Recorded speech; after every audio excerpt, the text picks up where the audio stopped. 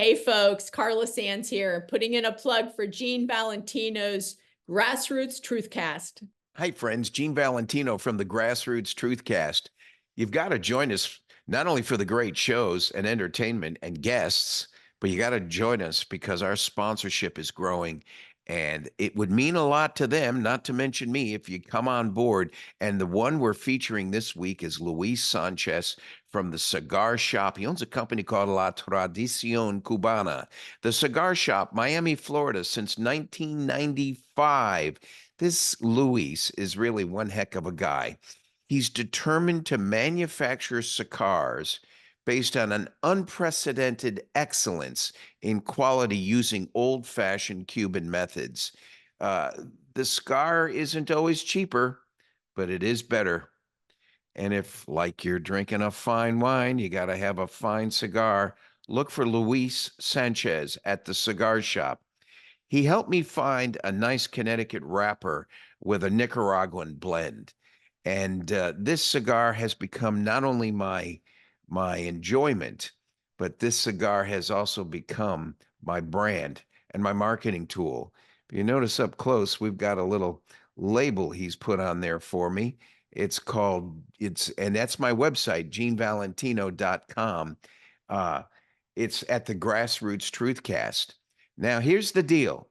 You go to thecubanshop.com, find the cigar you want, and Luis will throw in the labels for free.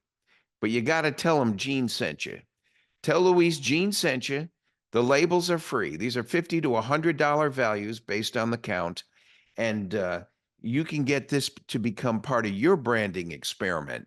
I'm using this with my guests on the Grassroots Truthcasts. This could be your brand on your product, your service, anywhere in the world. Look for Luis Sanchez at thecubanshop.com. Thanks for joining us. Enjoy your smoke. Welcome back to the Leventhal Report. One of the men who tried to put President Trump in prison, former special counsel Jack Smith, now faces a federal investigation of his own. The Office of Special Counsel, an independent watchdog agency, confirmed over the weekend it's launched a probe into alleged partisan political activity by Smith. Newsmax chief Washington correspondent James Rosen joins us now with the latest. James. Rick, good evening. At issue is whether former special counsel Jack Smith violated the Hatch Act, the 1939 law that bars most federal employees from engaging in partisan political activities. Smith, of course, was the career federal prosecutor. Hello, Mr. Valentino. Thank you so much for joining us on the Leventhal Report. It's always a pleasure to have you on. Thanks, we'll be on in about a minute after we finish with Mr. Rosen here. The other in Washington, charging Mr. Trump with having led a criminal conspiracy to overturn the election results of 2020. A federal judge threw out the documents case shortly after the grisly events of Butler, Pennsylvania, while Smith himself moved to dismiss the January 6 case after Mr. Trump won the 2024 election. The Office of Special Counsel probe follows a referral by Republican Senator Tom Cotton of Arkansas, who has characterized Smith's work throughout 2023 as a massive exercise in attempted election interference. The fact that he got smacked down so badly in the courts is suggestive of the fact that these were hyper-political and partisan prosecutions and weaponization of his office being brought. And I think if nothing else, the process has to serve as some form of punishment and hopefully deterrent going forward to the weaponizing of these offices. The Trump administration is trying to turn the Office of Special Counsel into a political weapon. And this kind of weaponizing a supposedly independent and objective investigator simply produces bad, unfair, unreliable results. President Trump's nominee to lead the Office of Special Counsel, 28-year-old Paul Ingrassia, was pulled at last minute from his Senate hearing last month, his confirmation seemingly in doubt. Lawmakers had raised concerns over Ingrassia's history of association with extremists and incendiary posts online. Senate Majority Leader John Thune told reporters at that time that lawmakers wanted to take, quote, a harder look at Ingrassia's nomination.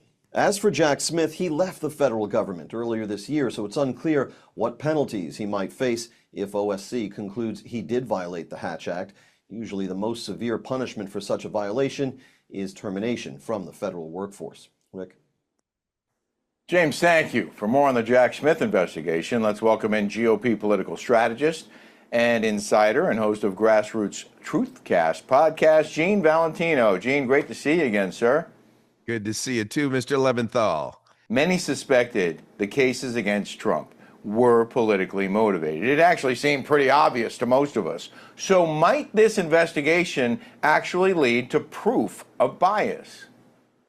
It will not only lead to proof of bias, Richard, it's going to lead, in my prayers, to a constitutional amendment, which is now, I regret, necessary. We have 27 amendments to our Constitution that all talk about rights, privileges, entitlements, but there's one thing missing in those amendments: penalties for wrongdoing by the elected officials. We need a constitutional amendment that stops a Smith here under Merrick Garland from finding his way into the White House to get his marching orders on how to go after Donald Trump.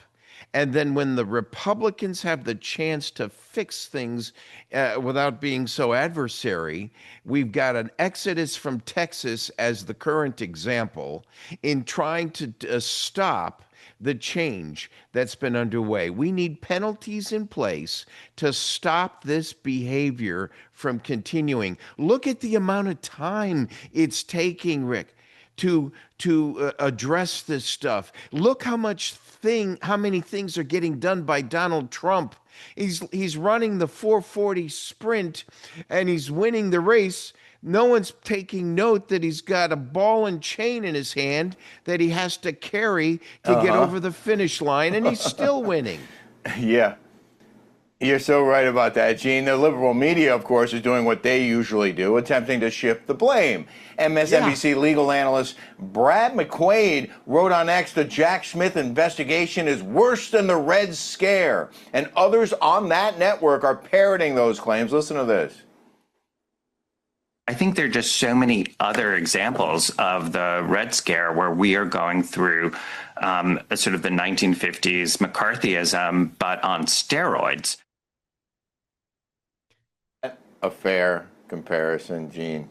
Not at all. Come on. The Democrats have been going after gerrymandering long before the Republicans knew how to spell it. I mean, the fact of the matter is the process has been in place going back to a deep state mentality. If you can't win with the voters, structure the system so we're advantaged and you're not. Enough's enough. America has caught on. Even the Gen Z crowd is becoming Republican conservative. Not that every Republican who is conservative deserves to be reelected. Some have been rhinos, truly. But the fact of the matter is that there's an attitude, Rick, that needs to change. And the Democrats can't stack the deck anymore to favor themselves without the due process allowing them to get duly elected by the people they're supposed to be working for. Yeah, Gene, there's something else I want to ask you about, and that is President Trump standing by his decision to fire the Bureau of Labor Statistics Commissioner, Erica McIntyre, calling last week's rigged jobs report a scam. Yeah, that's not a decision made in a vacuum. McIntyre has got a history. She was through the Biden administration. She'd been giving false reports historically over the years. And instead of looking at the overall success in the economy, she's coming out with a one-liner that's first of all, it's wrong, it's false, but more importantly, there's a pattern over time. Trump's decision to take her out is based on a pattern over time, not an anger over a specific report. Well, and we all know that numbers can be rigged, numbers can be moved around to say different things, but the president did sit down with our own Rob Finnerty to discuss the situation. I want you to listen to this. Well, it's a Biden appointee, and we've had problems in the past, and we had problems even before the election. You remember those wonderful results that were put out just before the election, and everybody said, where do they come from? Then I think they adjusted it after the election. And we had some difficulties with her, and there have been a lot of questions, and we fired her because we didn't believe the numbers today. Do you agree with the president? What should we make of the numbers? Well, the problem is that the jobs report is an important economic indicator and drives investors into the market or away from the market.